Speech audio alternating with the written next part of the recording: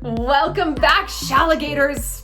I swear to God, this has not just become a Justin Baldoni, Blake Lively channel. It is not my fault that every time I turn around, there's some new bullshit and there's some new drama. And the big T lately seems to be Taylor Swift taking a step back, excuse me, from her friendship with Blake because she's getting unwittingly drawn into this enormous legal shitstorm between these two actors. Not just two actors, but Ryan Reynolds involved as well. Here comes the dog to give me the bothers. Hi, baby. What's going on? Do you want to come up here? Do you want to come up here and sit with my friends? Come on. Well, come on. We would love to have you. Okay. Okay. We got a guest. Come here. Well, don't put your fanny towards him. Put your little snouty. Come here. Come here. Okay. All right. You guys can see the boxes in the corner of my office. Here we go. Let's start this over. Welcome back, Shalligators. We are going to talk about Blake and Justin today and how Taylor Swift factors into this, because Candace Owens has come with some theories and some facts. But today we're going to talk about how to quiet quit a friendship, or just quit a friendship in general, how to break up with a friend. This is something that life does not prepare you for. Life very much prepares you for breaking up with a boy. One person who in particular prepares you for this is Taylor Swift herself, ironically, I know. But how do you break up with a friend? How do you quit something that life always tells you should be forever? Best friends forever, BFFs, right? Well, we're gonna get into it. Screw it, let's just sit down here on the floor so we can look at the dog. I mean, doesn't your heart rate just go down looking at this little snout? I love you so much, I love him. But before we get started, you guys, we've got some exciting news. There are 2 trips available for you. Okay, did you spend all winter watching Yellowstone or Landman? If you did, come to Montana, join me for our Wild Hearts retreat over Valentine's weekend. So it's February 14th to the 17th. It is all inclusive, not flights though, but it's all inclusive once you're here. We're getting catered meals. We're going to 5-star restaurants, transportation's included. We've got a cacao ceremony. We've got some mindset activities. We have a luxury cabin. I mean, this thing is unbelievable, on 160 acres, hot tubs, and at night, girl, we're going out. We're having a good old redneck time. We're gonna do some honky tonkin', some country dancing. Oh my gosh, we're gonna run into some of my exes. In fact, I'll make sure that we do. We're gonna have just like an amazing girls' weekend out in the country. It's a beautiful place. And there's a lot of hot guys here too, I'm not gonna lie. Don't marry them, but come and have a good weekend. Enjoy them for single serving. But hey, if you spent your winter watching Emily in Paris, girl, I got you too. My Paris trip is live. I've been putting this together for months. I partnered with Little Blue Door Travel. Again, they did our trip to the Amalfi Coast in Italy last year, which was unbelievable. I mean, top of the line, everything. And Paris is going to be no different. It's happening May 3rd through 10th. We are going to be touring around Paris. We're going to the Louvre. We're spending a day out in Versailles. And then we are going to Provence. So it's a 2-part trip, Paris and Provence. We're taking the train down to the south of France, the lavender fields, the honey, the villas, the countryside. So it's going to be like party, history, culture, all the Paris has to offer, and then we go chill out in the country for a few days, and then we go back to Paris to end our trip. It's gonna be amazing. If Paris has always been like a bucket list dream place to go, come with me. Come with me. I'm gonna tell you everything about the history and everything you wanna know. This is the trip you've been waiting for, because you know what? Your boyfriend's not gonna plan it. Your friends are not gonna take this off the group chat. And even if they do, they're not gonna do it the way I do it. They don't know what they're looking at. They don't know the history. You're gonna have to help plan everything because you're an alpha female and that's what you do. You pull up and you do the planning. I do the planning. All you gotta do is pack a bag, get on a plane, and come meet your best friends. Come have the experience of a lifetime. I'm so thrilled about this. Okay, Blake and Ryan. Well, Blake and Taylor. So you guys need to check out Candace Owens' video on this. Holy shit. I live in constant fear that I will wake up one day and Candace Owens will somehow be mad at me. Whoa. She is a weapon of a person. And regardless of what you think about her politics, if you don't know who she is, she's like a political commentator. She's a Black woman. She's very conservative. And she's like getting more conservative, but she's also becoming like kind of an investigative reporter. Like she has a bee in her bonnet that Emmanuel Macron, like the French president, speaking of France, that his wife is a tranny, basically. Is that offensive? What? Fucking, it's a contraction. Australians are Aussies. Your name is Manuel, you're Manny. Just grow up. So she's like on one about this. And now she's on one about Blake Lively and Justin Baldoni. And she's very much Team Justin. She's coming with a lot of facts and a lot of really good theories. And one of her main theories, which I'm going to do a separate video on. And again, I'm sorry this channel is turning into just these people, but there's a lot we're getting out of this. One of her main theories is that Blake and Justin clearly like had a thing. Whether they actually hooked up or it was just emotional affairs, we don't know.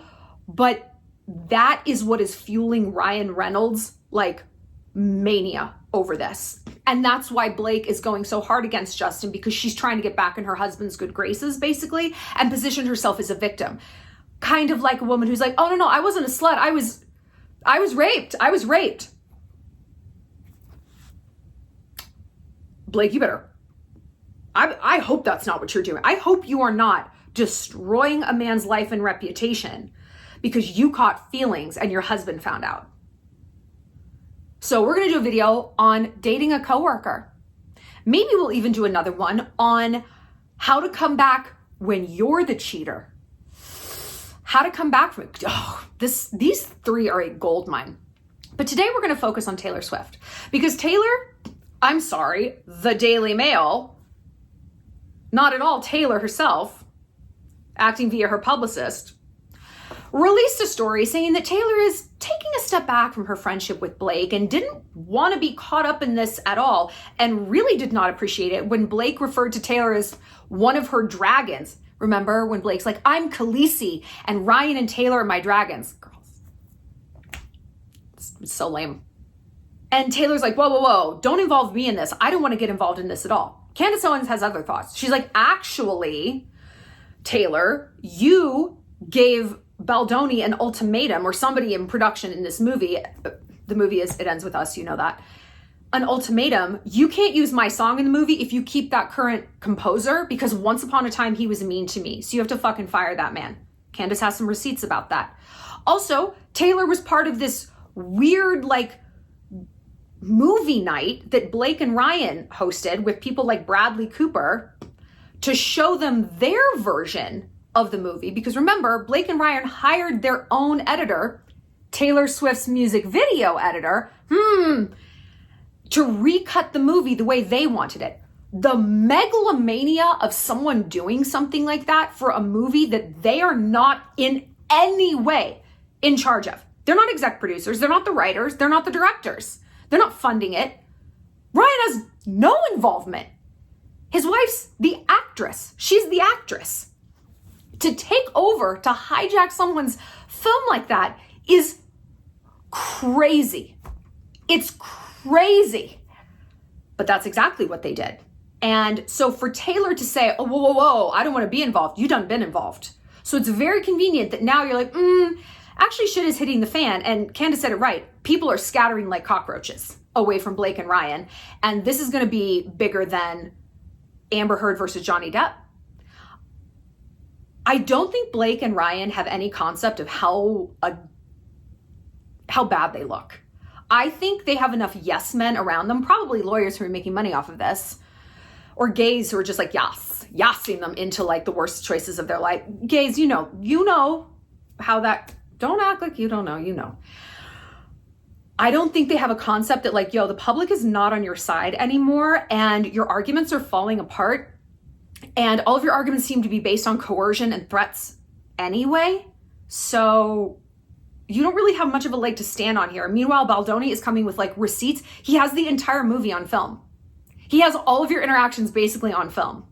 So when you try to say you're being abused or something, and then you invite this man over to your apartment to hold your child, would you let someone who's abusing you hold your baby? I wouldn't. Nothing makes sense, girl. It's time to walk away, but they won't. So Taylor, appropriately reading the writing on the wall, is walking away.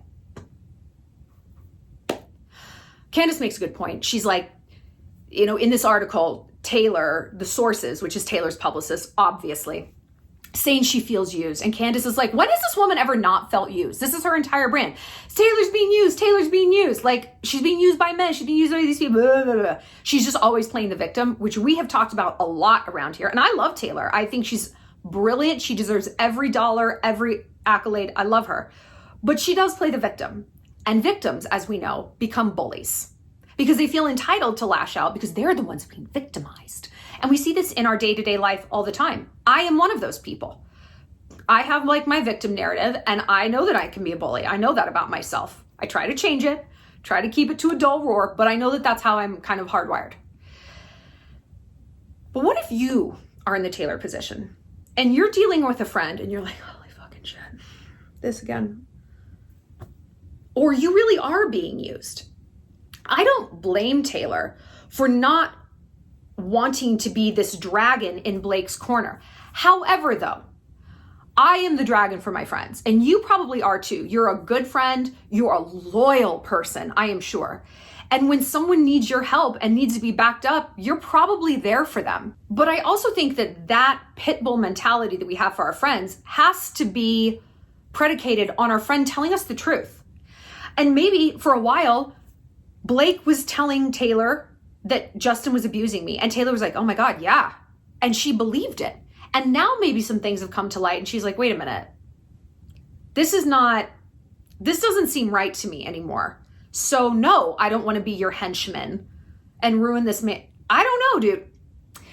If I found out that my friend was lying to me about being abused and I was ready to like go to war for her, I would absolutely take a step back as well. I don't appreciate someone manipulating me into doing their dirty work for them when it's actually just a lie and it's actually coming from their ego. So how do we walk away from these people? Well, like I said at the beginning, life doesn't give us a script for this. And I think I'm going to do like a course on this or an ebook of how to break up with a friend, because best friends forever, right? Life tells us how to deal with the breakup. We have the playlists and the ice cream and the rituals. We're supposed to keep friends forever, aren't we? But there is a big difference between I've known her for 10 years and I met her 10 years ago. And that difference is people change. And they don't always change for the better. And you aren't always growing together in the same direction anymore. Sometimes people are in our lives for a season. If they're not in our lives for a reason, they're in our lives for a season. If you don't know exactly right off the top of your head why this person is in your life, what they're bringing to the table, how they elevate you, how they enrich you, then that friend is a seasonal friend. That's a seasonal friend. Because here's something that I've learned. I've talked about this recently in the Shallon because we just did Quit Week. And by the way, if you joined during our last week, which was our Winter Evil Week, the Ruthless Reset, hello and welcome. I love you. We were just talking about this. Toxicity doesn't always look the way you think it's going to. Now, on the surface, a toxic friend, she's belligerent, she's mean, she backstabs us. Maybe she's a drug addict or an alcoholic, she's just pure chaos, okay? Yeah, like that's the easy, low-hanging fruit of a toxic friend. I have learned the hard way that toxicity, number one, is something that you alone get to define.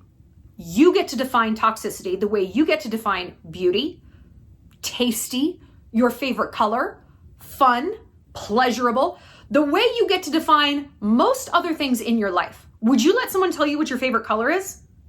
Exactly. You do not let someone tell you what toxicity is either.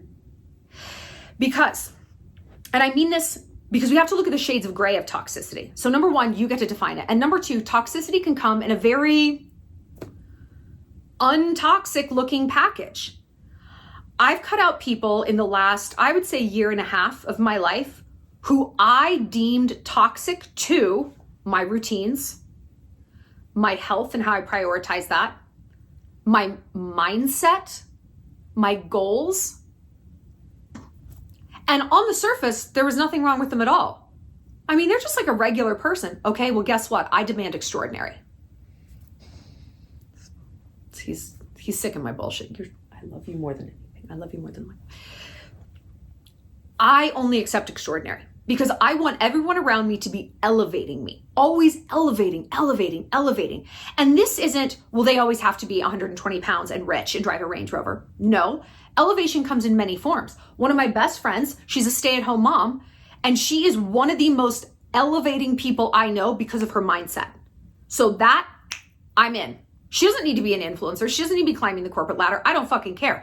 I see her as incredibly worthy and valuable in my life. A different friend who is climbing the corporate ladder, who is on paper firing on all cylinders, doing all this stuff, I have decided is very toxic to my mindset. She's very, very fearful. She's afraid of everything. She won't take chances. She makes chronically terrible life decisions because she's afraid of putting herself out there and getting her heart broken. I can't have nothing to do with you anymore, girl. I love you. I wish you well, but I am Taylor Swifting this situation and I am taking a massive step back. What does this make me? A monster. People will tell you that this makes you a monster. When you, as a woman, do anything that involves a boundary, a standard, a no, I don't want to do that. That's a no for me. No. When you have the fucking audacity to decide your life, your boundaries, your inner circle, what feels good to you, you are a monster. So the first thing you need to do if you're thinking about walking away from a friendship, embrace being a monster. Be the bad guy. I learned this when I got canceled, that once people decide you're evil, life really starts. Because the worst is already here. Okay, I'm a monster. Wow. The freedom that comes with that. The freedom that comes with not having to please everyone all the fucking time and bow and cower and run everything by everybody like you're turning in a paper to be graded. Once you can say, you know what, that just doesn't work for me. Oh, I'm a monster? I've been a monster. Thank you. I know that. Once you can embrace the villain of you, there's so much freedom. There is so much freedom in hate. Here's the thing though. You will actually not be a monster to the right people because the right people might be in your orbit and they could look at you and be like, no, I'd love to go out with her, but I don't know, her other friends, they're just such a fucking mess. Or they're just like, oh, they're boring. And, I don't want to hear their stories because they're not really doing anything. They're just like wasted and they threw back like 5 mimosas and ugh. Your I'm going to be nice might actually be keeping the right people out of your life. We know that this is true with dating. The longer you keep messing with that fuckboy and spending your time, the good guys could be passing you by. You don't even notice them. And in fact, if you do notice them, you decided that they're boring, that they're spineless and beta. No, they're actually just healthy. And they're not bombarding you and love bombing you and fireworking you. They're actually the fireplace, but you can't see that because you have made yourself accustomed to the noise of dysfunction. Who's the monster here? What kind of monster do you want to be? I say it's pretty monstrous to live with that noise of dysfunction in your life. I know because I did it for a very long time. I would rather be the monster to everybody else except for quality people. I don't know if you guys follow me on Instagram, but it was my birthday last week and my friends took me out to my birthday dinner. And I looked around at this group and not everyone knew each other, but they all bonded by the end of the night. And we all but one of us had one thing in common. We have all been sort of like Bozeman canceled. We have all been forced out of the friendship groups that we had priorly been in. We were all the local villains. I put that on a caption and I think people, oh, am I bothering you? Okay, I'm sorry I'm making the money to pay for your quality kibble. Life is a brutality, isn't it? 5-star brutality. Yeah, we were all the local villains. And I also looked around that room and I said, every one of these women runs their own business. Every one of them is in shape or losing weight, very committed to their health. Almost no one at this table really drinks more than like a glass of wine. The ones who are married have the best marriages that I know of. All their kids are extremely well adjusted and happy. And if I looked at the groups that rejected us, I cannot say one of those things about anybody in that group. They're obese, alcoholics, bad marriages, maladjusted children, dead-end fucking careers. We're the bad guys though. We're the bad guys because we have rejected those groups and therefore gotten pushed out. I love being a villain. It actually feels fucking great. I get laid and I get paid. I sleep well, I'm happy, I'm thinner than ever, I'm richer than ever. So tell me again why I'm a monster? Oh, because I'm not compliant? Oh, got it. Because I have boundaries? Oh, I'm sorry. Because I expect better from myself and the people I choose to spend my precious time with? I'm a monster. Baby, put me at the center of a fucking labyrinth. It's a Minotaur reference. Anyway. So let's say you're like, no, I know, this is exactly how I feel. I mean, I love my friends from high school. I love my friends from back home, but they're just not giving me much anymore. Again, toxic is many different shades. Toxicity is a spectrum like anything else. Somebody doesn't have to be like punching through car windows on a Saturday night out for you to be like, this just isn't elevating me. You get to decide. If you want to keep these people around for like your once monthly coffee date, great. If you want to keep the lead warm, so that when you go home for Christmas or whatever, and you still get to hang out with them and it's fine, that's fine. Then you need to quiet quit. You simply need to back away. So I'm going to tell you how you can do this, how you can back away from these friendships. But first I'm going to tell you what not to do. You guys can debate me on this in the comments if you have gone through both sort of directions I'm going to give to you, and tell me. I would advise against having some gigantic breakup conversation. I understand the reasons to do that. It's closure, it's clarity for this other person. I mean, yes, this might be better than gaslighting someone. However, I say avoid doing this because it can burn a bridge. It can burn a bridge because we are not accustomed to friendship breakups. Like we are, but we aren't, in the way that we are dating breakups. A guy breaks up with you, even in the back of your mind, it's like, we might get back together one day. That is something that happens, right? Breakups happen, getting back together happens. We're familiar with these concepts. With friendships, it's like, what? The fuck do you mean you're breaking up with me? What? It's so foreign that there might not be any coming back from that. And you know what? Life is really long. People grow up. They grow at different rates. You might be here. She might still be here. And in 3 years, she's going to catch up to you. She might even outpace you. You don't know. And that's why I say don't just don't go full fucking throttle on someone unless they have really burned you. That's kind of a different thing. That's when someone is high key betrayed you. Then yeah, you can be like, you fucked my boyfriend. We are done here. You're posting about me on Reddit. We are done here. But maybe it wasn't that dramatic. So I would rely on something called the economy of attention. This means you just don't answer their texts that much. I've had to do this with people, with friendships that I'm trying to quiet quit, where I respond to maybe every 3 of their text messages. And at first it's like, oh gosh, I'm just so busy. No one's too busy to text. I have plenty of time to text people if I want to. You are simply not one of them. You're simply not one of them, okay? And sometimes they'll call me out. They're like, you're not as communicative anymore. And I will go back to it. I'll say, I'm so sorry. I'm just really busy and I just don't have that much time to text. I honestly don't even have that much time for friendships at this point. That could be kind of a lie. I know the advice in this video is kind of lie, gaslight. Maybe it is to gaslight. I don't know. Is that bad? I'm a monster, remember? Okay, let's keep going. But if someone really does back you into a corner and they're like, why are we not hanging out anymore? You know what? Okay, if they want some honesty, you can say, I just feel like we're kind of on different paths right now. I'm really trying to be healthy. I'm really trying to budget. I'm really trying to study. I'm really trying to focus on my relationship. And I just don't know that we are into the same things at this point in our life. And hopefully that'll change. But for right now, I really kind of need to focus on people and activities that align with where I'm at. I don't know. Is that such a crazy thing to say to people? Why? Maybe that would be a positive thing for them. You never know. Maybe they're just drinking that much because they think that they're supposed to. When I stopped drinking, I'll have a tipple now and then. I'm not sober, but a few years ago I was. When I started on Ozempic, I completely stopped drinking. And at first I was very hesitant to tell people because I thought they were going to be lame. Everyone I told it to, with a few exceptions, everyone I told it to was like, I want to stop drinking too. And I'm like, great, let's do this. And I'm so glad I had that conversation rather than just like ghosted out on them, because they would have been like, what the fuck? And turns out they were actually on the same tip that I was. However, the ones who were like, oh, you want to stop drinking? You're going to be so boring. Guess who I'm not friends with anymore?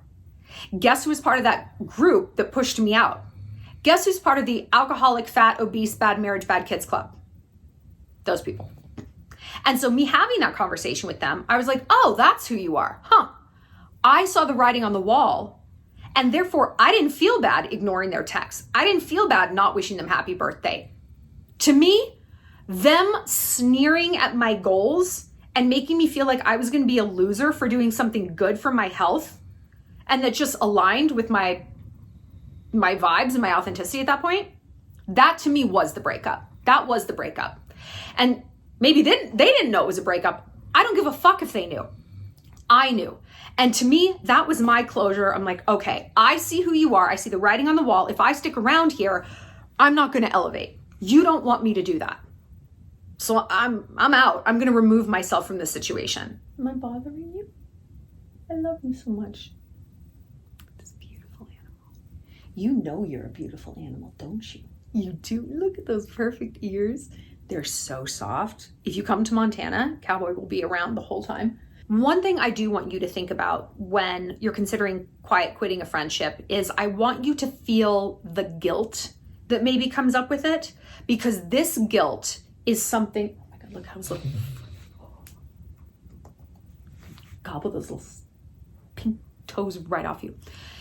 Guilt is a thing that keeps us in these bad friendships. And so does nostalgia. Ooh, we talk a lot about nostalgia, because nostalgia, I believe, is the most dangerous emotion out there, because nostalgia is a fucking liar, and nostalgia is a tar pit. Nostalgia is it's a time machine to the before times. The before times. To the best time of your life. Or so it's going to make you think. And we have nostalgia-based friends. It's like, oh my God, she's this touchstone to my elementary school that I loved before my parents got divorced. She's from the time when I was a fresh New Yorker and everything was just Adderall and clubs and after hours, and it was just so magical. But you owe it to yourself, and honestly to this person as well, to take a step back and be like, am I still that person? And can I get this nostalgia itch scratched in maybe a healthier way? Maybe in a healthier way. Can I just pull out my diary from those times and read about it? Do I have to still hang out with this person who still wants to snort Adderall and stay out till 2 a.m. when that's not what I'm about anymore? And listen, it can be the opposite. Your hometown friends can be ultra conservative and ultra like, we're gonna go to bed by 7. And you're like, I actually kind of wanna like break out and see what else is out there. They're like, no, we don't. You cannot have friends that are a tar pit, that are just keeping you stuck. Even if that place that they're stuck, again, is not exactly toxic as other people would define it, but it is perhaps toxic to you where you are at right now. Going to bed at 8:30 and not drinking, if that's like, let's say that's their tar pit, right? They're very conservative. They just want to be home with their husbands. They want to talk about babies. And you're like, I want to go live. And they're just not about that. There is nothing toxic about what they're doing. Nothing. It's not what's healthy for you right now. It is simply not where you are. It's simply not where you are. So you have to ask yourself, am I going to branch away from this group, the safety of the tribe, which is a huge deal? And am I going to be strong enough to look all these feelings that come up in the face, the guilt, the isolation, the potential temporary loneliness? I am sorry, I'm bothering you. Am I willing to look that in the face, like while I seek out people who are better for me? Or am I in fact going to come this far only to come this far? Am I going to try to develop myself and have these dreams in my heart and make the Pinterest boards and look at the Airbnbs, but then at the end of the day, I'm actually not going to do shit about it because the rest of my friends are on a different vibe. And you know what? I just have to do what they want to do. My life, it's actually not my life. It's their life. Oh, their life isn't mine. No. They don't have to do what I do. I have to do what they do. Because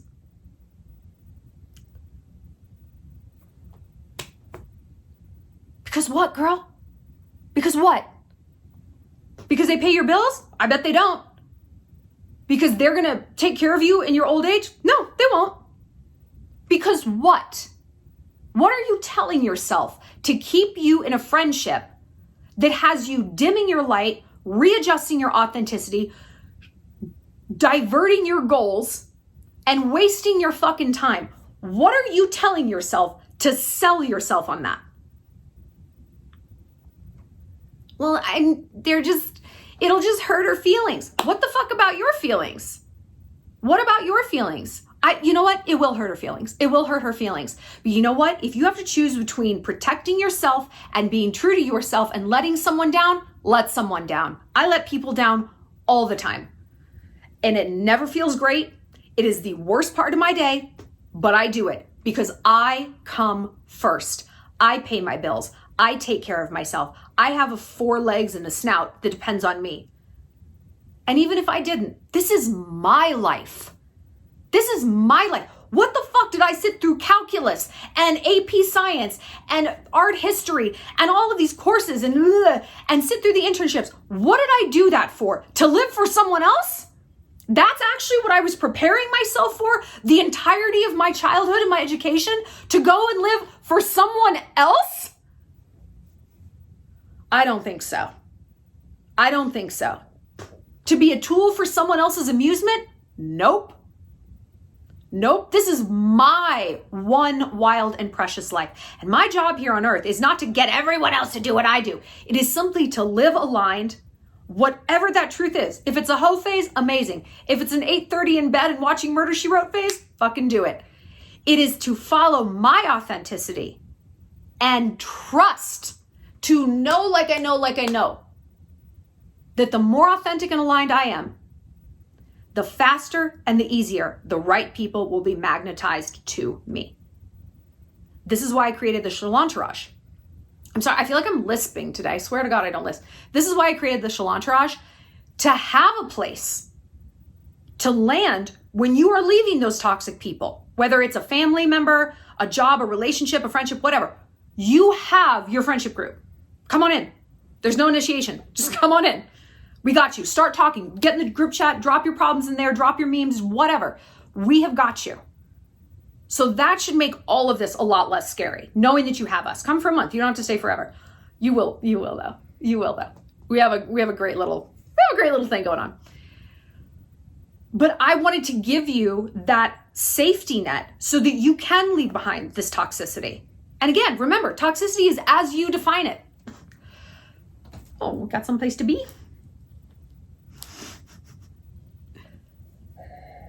Gonna go snooze someplace else. I love you.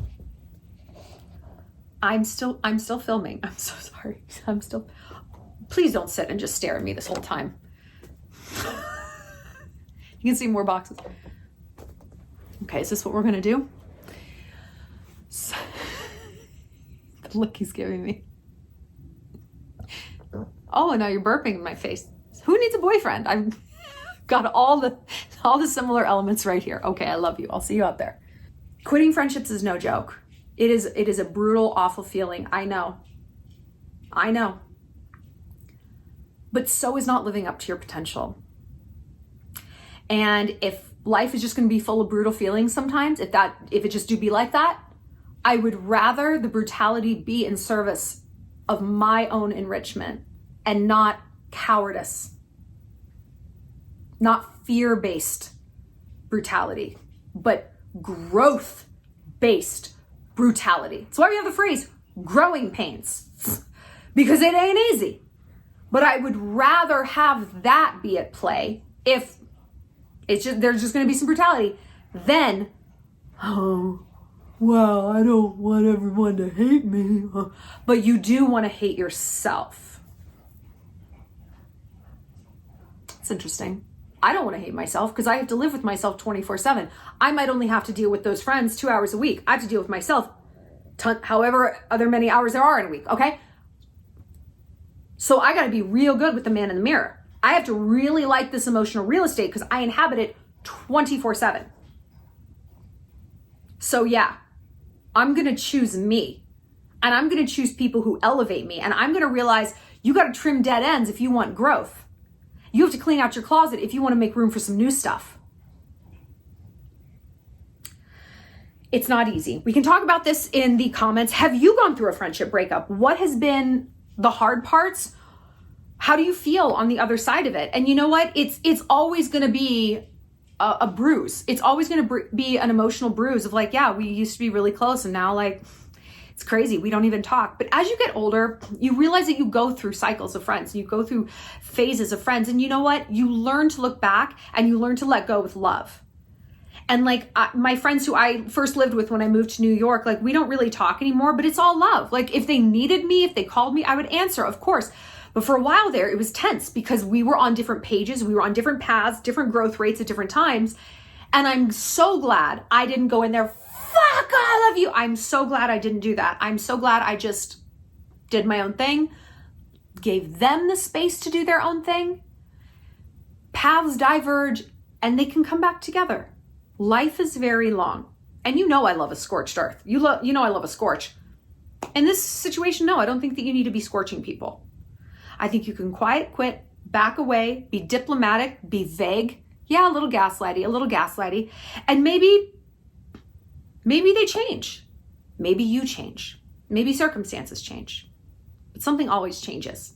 You just have to hope and have some faith that it's going to change for the better. Let me know what you guys think about Blake and Justin and Taylor. Do you think Taylor is up to this in her eyeballs?